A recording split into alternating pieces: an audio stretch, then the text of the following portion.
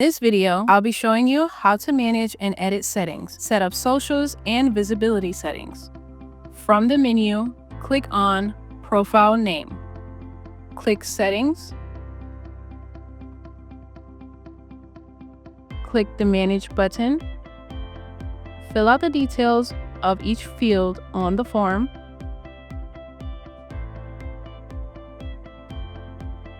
Populate the social field with your links to your social media accounts. Add your support email, if any. Add your support phone number, if any. Click Update to save.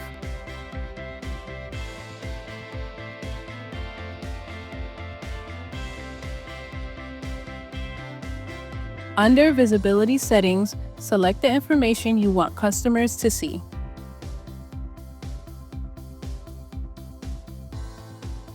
Click Update to save. See you in the next video.